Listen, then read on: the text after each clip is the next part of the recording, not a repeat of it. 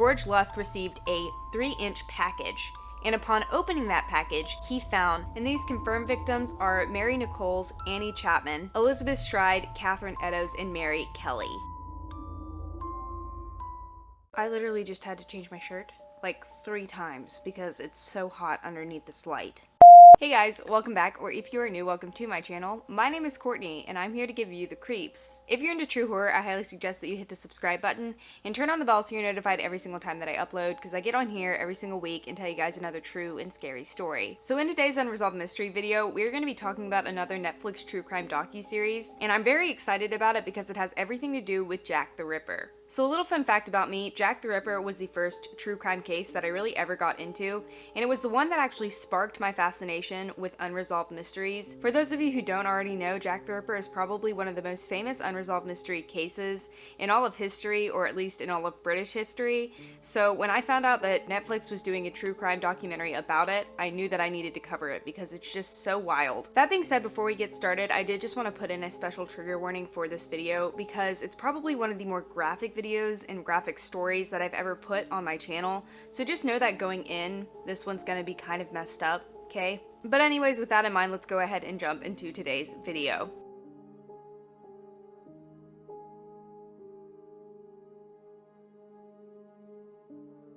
So this story begins on April 3rd of 1888 in an area of London, England called Whitechapel. We are on the corner of Osborne Street and Brick Lane, which is where Emma Smith is working. Now it was around 1:30 a.m. when a group of individuals, or one individual, came up to Emma and started to attack and rob her while she was working on the street corner. Now fortunately, Emma was able to escape these attackers, and by 5 a.m. she was able to get back to her lodging house, where the other residents in this home were able to convince her to go to the London hospital. However, by 9 a.m. the following morning, Emma unfortunately succumbed to her injuries, and her death was declared as murder against some person or persons unknown. Now I just wanted to point out really quickly before we continue that Emma Smith wasn't actually Jack the Ripper's first victim. Wait, what? She was actually just the very first of 11 victims that were killed in the Whitechapel area back in 1888. And all of these attacks and murders ended up becoming what is called now the Whitechapel Murders. However, within those Whitechapel murder victims, there are 5 individuals that are known to be killed by Jack the Ripper himself.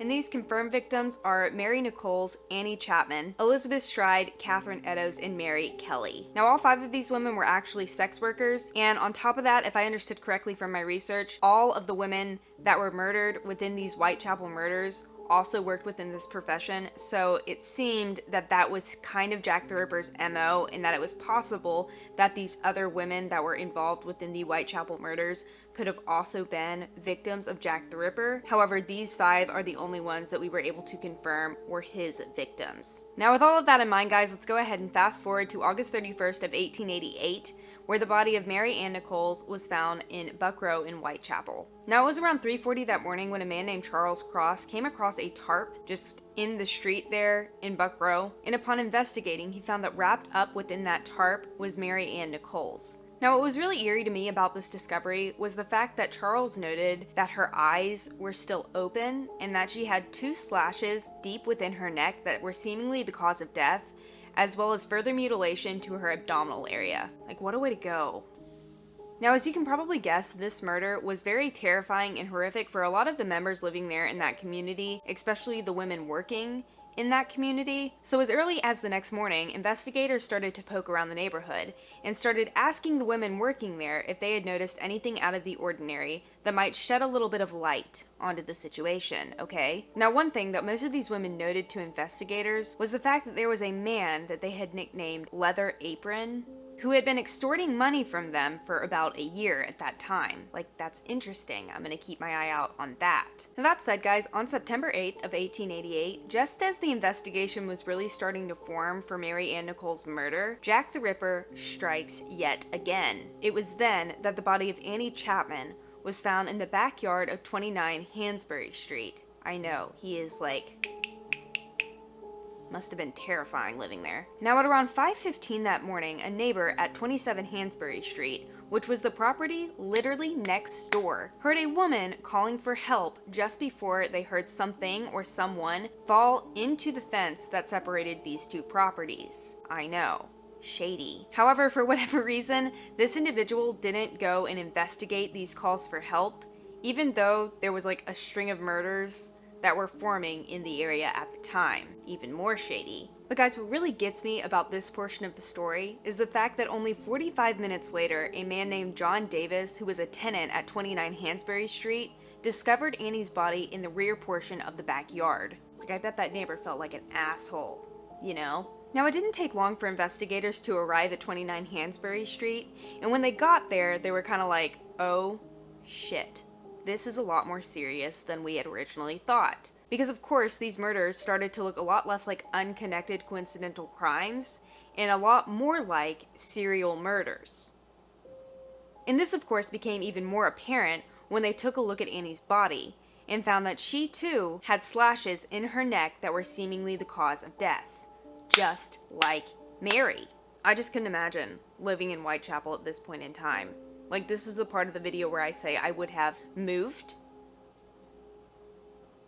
Hammersmith doesn't seem that bad at this point, let me just say that. That being said, of course, that isn't always an option, and for that reason, the community started to kind of band together to help the investigators find whoever was doing these horrific crimes. Now, one of these individuals was a man named George Lusk, who on September 10th of 1888 got together a crew of the men that were living there in that community, and together they formed something called the Mile End Vigilance Committee. Now that in mind, guys, this Vigilance Committee, along with further investigations on behalf of the police, did really nothing to deter Jack the Ripper from further terrorizing the town of Whitechapel. In fact, by September 27th of 1888, a letter addressed to the boss arrived at the Central News Agency there in Whitechapel. Now, the details within this letter are honestly quite graphic and to me seemed very nonsensical in terms of the way that he was writing, almost like he was purposefully trying to write incorrectly in terms of grammar and spelling. That being said, if you're interested in reading this letter, I'm going to have it linked down below, but I did just want to read a few snippets from the letter itself to just give a little bit of context on what he was trying to say.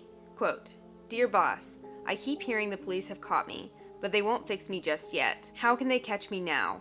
I love my work and want to start again. You will soon hear from me with my funny little games. Good luck, yours truly, Jack the Ripper." Now, of course, this is the first time that anyone had heard the name Jack the Ripper, and in the weeks and months that followed the Central News Agency receiving this letter, Jack the Ripper soon became a household name within the Whitechapel area. Now, that in mind, investigators were initially quite skeptical of this letter, because up until this point, they had been calling this individual the Whitechapel Murderer. However, just a few days later, on September 30th of 1888, Jack the Ripper ended up proving the authenticity of this letter when he went on a bit of a rampage. And it was not good, okay? So around 1 a.m. that morning, Jack the Ripper's third victim, Elizabeth Stride, was found. Now, with that being said, guys, within an hour of her murder, Stride was seen with a man wearing a hard felt hat near 40 Burner Street off of Commercial Road. And apparently, according to a few separate witnesses, this individual was carrying a package that was about 18 inches in length. What was in the package?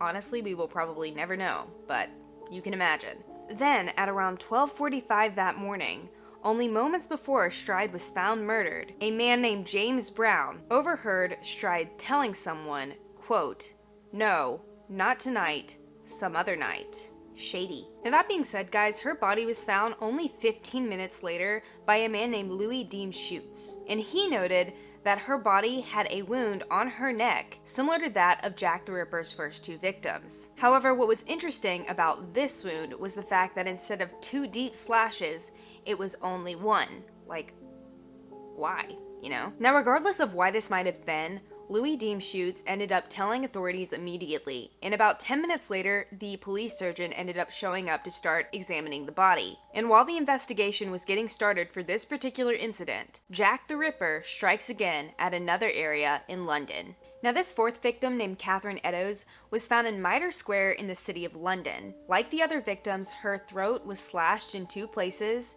and her abdominal area was also mutilated, which is so fucked up. Now, that in mind, guys, her murder meant a pretty significant change in this case moving forward, because along with the Whitechapel police, now the police in London were also going to be involved in bringing Jack the Ripper down. and they still failed. Now guys, at this point in the timeline, the police decide to finally go ahead and publish the letter that was addressed to the boss at the Central News Agency. And apparently they had decided to hold this letter confidential in order to determine whether or not it was valid before publishing it and then terrifying the community. Not sure I agree with that, but okay. Now that being said, once this letter was printed and put out to the public in the newspapers, Jack the Ripper decides it's time to take another trip to the post office. So this second letter arrived at the Central News Agency on October 6th of 1888, and within that letter, Jack the Ripper thanked the Central News Agency for not immediately publishing his first letter, because of course that allowed him to continue with his murder and mayhem without people panicking that he was going to be on the prowl. Then, only 10 days later, George Lusk, who was the president of that Mile End Vigilance Group, received what is now known as the From Hell letter. And it's messed up if you couldn't tell by the name of the letter. Now apparently, along with this letter, George Lusk received a 3-inch package, and upon opening that package, he found half of a kidney preserved in wine. And according to medical reports, it is theorized that this half kidney belonged to that of Catherine Eddows. Like, this story is so disgusting and fucked up. It's making my skin crawl just thinking about it. Now, for like obvious reasons, this letter, along with the other 2 letters, is extremely graphic. And for that reason, I'm just gonna link them down in the description box if you would like to read them at length. However, I did just want to say that Jack the Ripper signed off on this third and final letter by saying, quote, "Catch me if you can, Mr. Lusk." However, he misspelled the word Mr., and it seemed to me that that was done on purpose, just to make everything even more creepy. Now guys, at this point in the timeline, things start to quiet down for a couple of weeks. That is until November 9th of 1888, when Jack the Ripper strikes one final time. Now this final victim was 25-year-old Mary Kelly, who was murdered by Jack the Ripper in her own home. Shameful. Now apparently, somewhere within the 3 a.m. hour, 2 of Mary's neighbors heard someone faintly crying from outside of their apartments. However, when they exited their residence to investigate what was going on, they didn't find anything overly shady, apparently.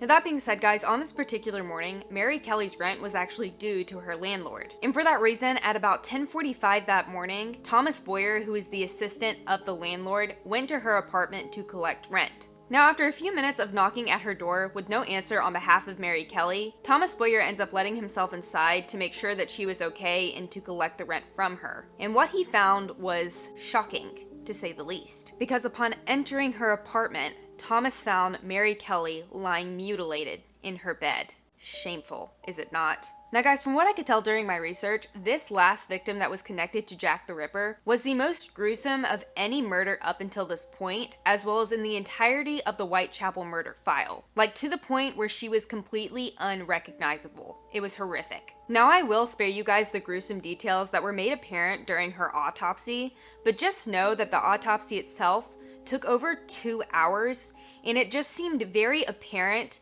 that this murder was very, very personal. Now that in mind, guys, even though this was the final victim that can be confirmed and tied to Jack the Ripper himself, there were still 4 other murders that happened in between 1888 and 1891, and many believe that the victims of these murders were somehow tied to Jack the Ripper as well. But regardless of whether or not Jack the Ripper played a role within those other 4 murders, there's still one question at the center of the entire file that has remained unresolved. And that, of course, is who is Jack the Ripper? Now with that question in mind, guys, I just wanted to discuss a few different theories that could possibly shed a little bit more light onto this situation. Now the first and probably widest accepted Jack the Ripper theory is one that claims that the 23-year-old Polish barber named Aaron Kosminski was responsible for the Whitechapel murders. Now apparently, Aaron Kosminski was the prime suspect during the investigation for Jack the Ripper, and he actually fit Jack the Ripper's description pretty well. Now that in mind, guys, what I find so interesting about this theory is that in 2019, a man named Russell Edwards found DNA evidence that could possibly incriminate this individual further. I know. Wild. Now, I'm not a scientist, we know this, but if I understood correctly from this study, it seemed that Edwards was able to pull mitochondrial DNA from a shawl that was found near Catherine Eddows' body, and compare that DNA to that of Kosminski's modern-day relatives, and those comparisons ended up coming back as a match. Crazy, wild. We unmasked him, right? Well, not necessarily. Now, upon further research into this study, I found that even though this is pretty damning evidence against Aaron Kosminski, it couldn't actually confirm that he was, in fact, Jack the Ripper because this study hadn't been peer-reviewed. Kinda disappointing, but I understand, I guess. Now, the second Jack the Ripper theory that I have for you guys points to a man named Francis Craig, who was a reporter in London at the time of Jack the Ripper's reign of terror, and in fact, he was covering the Whitechapel murders during his career. Shady. Now, according to this theory, people believe that Francis Craig was actually married to none other than Mary Kelly, and when he found out about her profession and personal life, he decided to go on this murderous rampage as a bit of revenge. Now, as interesting as this theory is, guys, to me it seems pretty baseless because I couldn't figure out why people thought these two individuals were married. However, I will say, given the personal nature of Mary Kelly's murder, I wouldn't be surprised if Jack the Ripper, regardless of his actual identity, had some sort of personal involvement or maybe romantic involvement with Mary Kelly. Now finally, guys, the third and final Jack the Ripper theory that I have for you, to me, is the most crazy theory that I found during my research. And that is the one that claims that Jack the Ripper is also none other than H.H. Holmes. Now, for those of you who don't know who H.H. Holmes is, he is an American serial killer who killed over 200 people within the walls of his hotel in Chicago. And today, H.H. Holmes is also being accused of the Whitechapel murders by his own great-great-grandson, Jeff Mudgett. And this accusation was actually based on a series of diary entries where Holmes outlines his own involvement within the Whitechapel murders. Shady, is it not? Now that in mind, guys, those are just a few of many different theories that could possibly shed a little bit more light onto this situation. However, as of today, we still don't have any true answers when it comes to the identity of Jack the Ripper. Now, as always, guys, I'm really interested to see what you guys think of this case within and of itself, especially once Netflix releases its docuseries on the subject. Undoubtedly, they're going to be able to go into a lot more detail on all of the theories that I was able to outline for you today, as well as other theories that I didn't have a chance to touch base on. So definitely come back here after you watch that series and let me know what theory you think is the most likely explanation for the Jack the Ripper story. Well guys, there you have it. That is the story of Jack the Ripper, as well as a few different theories that could possibly explain what happened back in the fall of 1888. If you made it all the way here to the end and liked what you saw, make sure you give me a big thumbs up because it really helps out my channel. Also leave a comment down below, again, letting me know what your favorite Jack the Ripper theory is because I'm really interested to see what you guys think of this case. Also, if you're feeling generous, make sure you share this video on different social media platforms. It really does help my channel reach as many people as possible, and I can't express how much I appreciate it when you guys do share and comment on these videos. And finally, guys, thanks so much for watching. My name is Courtney, and I run a true horror channel here on YouTube. Like I said at the beginning of this video, I come on here every single week and tell you guys a true and scary story. So if that's something you're interested in seeing more of, make sure you hit the subscribe button and turn on the bell so you're notified every single time that I upload. And with that said, I'll see you all next week for another new video. Bye.